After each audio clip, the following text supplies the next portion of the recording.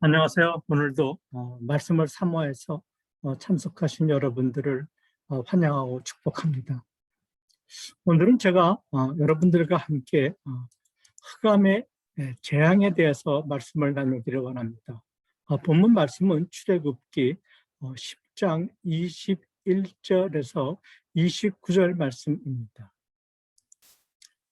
여러분, 출애굽 사건을 보면 한 사람이 변화된다는 것이 얼마나 어려운지를 우리는 보게 됩니다. 그리고 한 사람이 영적으로 출애굽하기 위해서 얼마나 많은 시험과 또한 고난과 방해와 또한 하나님의 강력한 역사가 필요한지도 우리는 보게 되는 것입니다. 이것은 인간의 힘으로는 불가능하다는 것을 보여주는 것이죠. 애굽에서 일어나는 그 수많은 재앙들은 그들의 삶과 가치관을 주장하는 신들을 심판하는 과정입니다. 그런데 바로는 아직도 완강합니다. 무엇이 바로를 이렇게 끝까지 버티게 하고 완악하게 만들었을까? 그것은 아직도 그가 믿는 것이 있었기 때문입니다. 그것은 바로와 애굽 사람들이 가장 강력하게 믿는 신이 있었기 때문입니다. 그것은 바로 태양신입니다.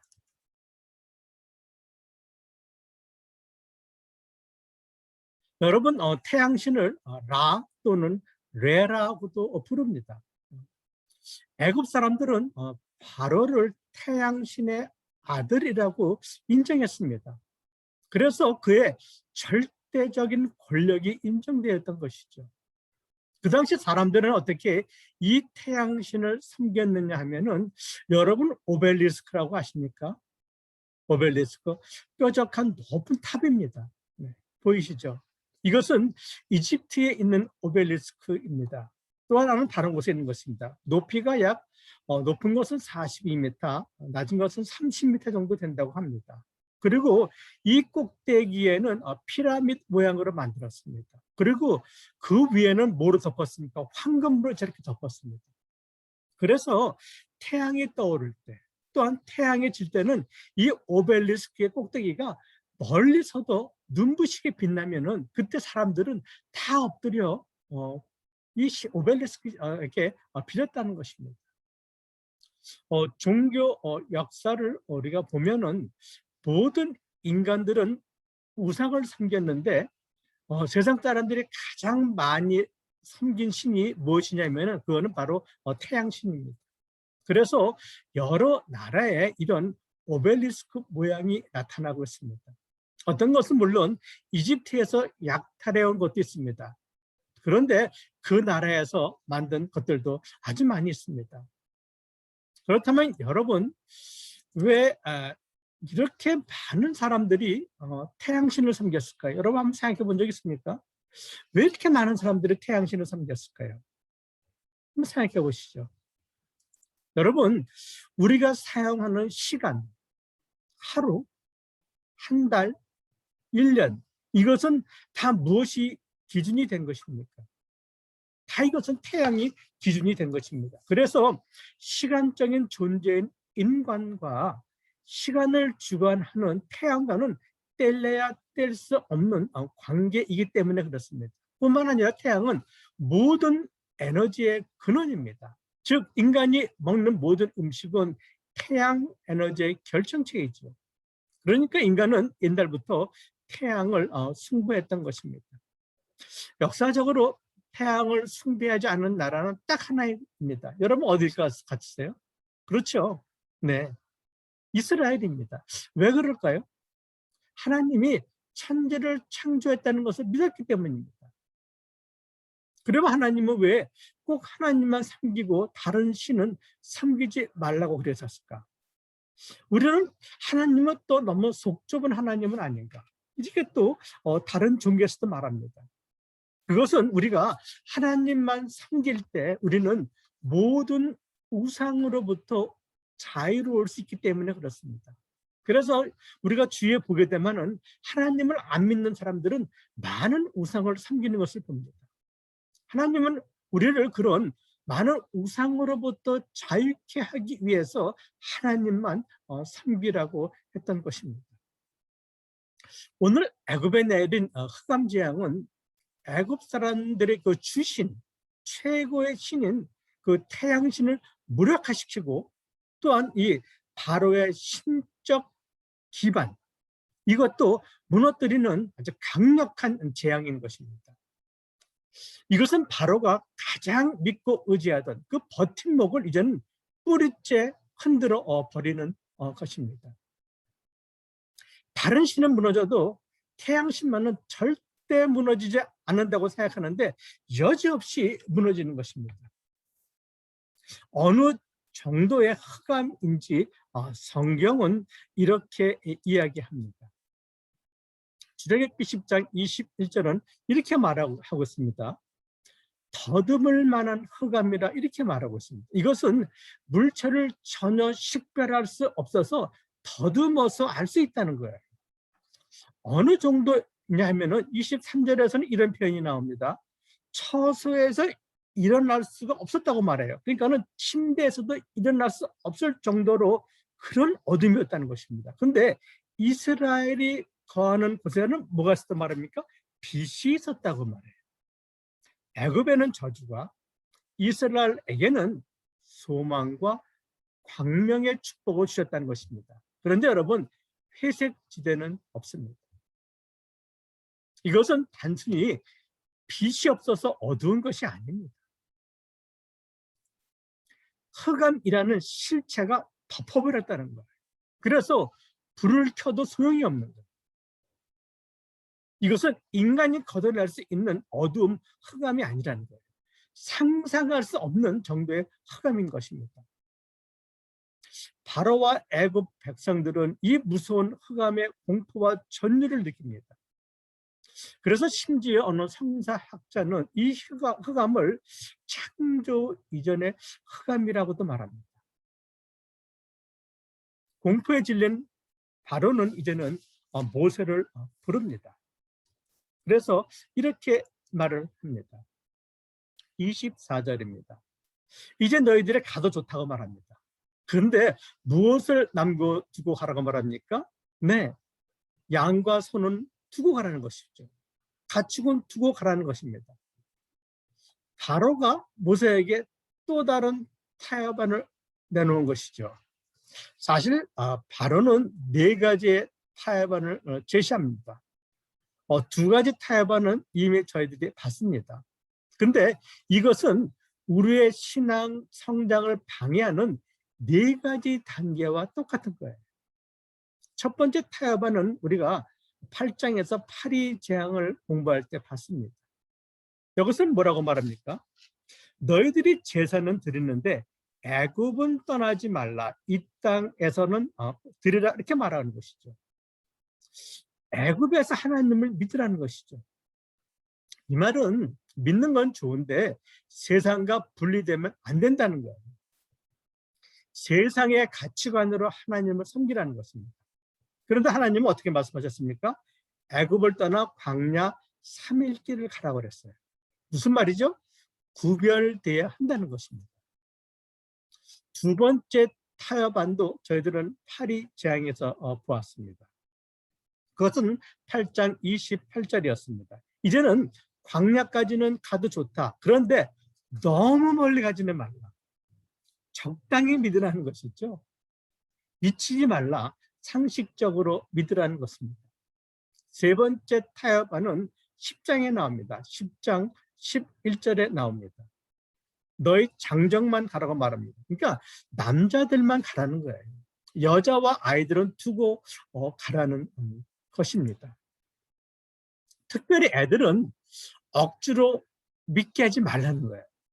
애들에게도 선택할 자유가 있으니까 애들이 성장한 후에 자기 판단으로 종교를 선택하게 자유를 주라는 것입니다. 너무나 어떻게 보면 합리적이죠. 여러분, 이것이 현대 교육학 이론입니다. 여러분, 사탄은 아이들을 끝까지 붙잡고 늘어지는 거예요. 왜 그러겠습니까? 바로 우리의 모든 미래가 그들에게 있기 때문이죠. 그래서 믿는 부모에게 가장 비참한 게 뭔지 아닙니까? 부모만 믿고 자식은 믿지 않는 거예요. 나는 하나님을 믿는데 자식들은 하나님이 어디 있냐고 소리치는 거예요. 그때 부모 마음은 피눈물 나는 것입니다. 그런데 여러분, 확실히 알아야 되는 것은 이것이 사탄의 전략이라는 것입니다. 네 번째는 오늘 10장 24절에 나오는 내용입니다. 여기는 뭐라고 말합니까? 이제는 자식까지 다 보냅니다. 어린 것들 너희 다 같이 가라고 말합니다. 근데 무엇을 남겨두라고 말합니까? 너희 양과 소는 머물러 두고 하라고 말하는 것이죠. 너희 재산은 두고 가라는 것이죠. 재물에 대한 집착을 심어주는 것이죠. 그래서 지금 교회들이 돈 문제로 다 넘어지고 있는 것입니다. 여러분, 이렇게 사탄의 역사는 끈질기다는 것입니다. 바로 이런 타협 안에 모세가 이제는 이렇게 대답을 합니다. 어떻게 말합니까? 한 마리도 남길 수 없다. 모든 소유를 가져가겠다고 말합니다. 왜요? 모든 것이 누구 것이기 때문에? 하나님의 것이기 때문에. 모세가 이렇게 끝까지 굽히지 않자 바로가 이제는 화를 냅니다. 어떻게 말합니까? 다시는 내 앞에 얼굴을 보이지 말라. 보이는 날에는 어떻게 죽으리라 이렇게 말합니다. 그러자 바로도 나도 당신을 보지 않겠다고 이렇게 말합니다. 여러분, 이러한 영적 전쟁에서 승리하기 위해서 우리는 반드시 기본적인 것 두 가지가 필요하다는 것입니다. 첫째는 무엇이냐? 하나님과의 만남의 체험이 반드시 있어야 되는 것입니다. 두 번째는 내가 하나님의 백성이라는 정확한 정체성이 있어야 합니다. 근데 이런 것들이 언제 주어지는가? 예배 때문에. 바른 예배를 드릴 때 하나님을 만나고 내가 하나님의 백성이라는 확신을 갖게 된다는 것입니다. 그래야 우리가 바로 앞에서 당당하게 서서 승리할 수 있는 것입니다. 바로가 이렇게 하나님의 백성을 붙들고 늘어지는 것은 마치 사탄이 하나님의 백성을 붙들고 늘어지는 것과 똑같은 것이죠.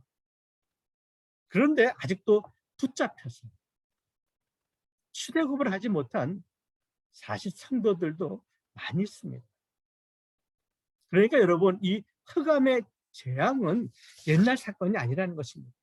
지금도 수많은 사람들이 캄캄한 어둠에 가리우는 일이 너무나 많이 있다는 것입니다. 그래서 이사야 선지자는 이렇게 말했던 것이죠. 어둠이 땅을 덮었다고 말합니다. 캄캄함이 만민을 가리웠다고 이렇게 말해요. 그런데 흑암에서 어떻게 우리가 벗어날 수 있는가?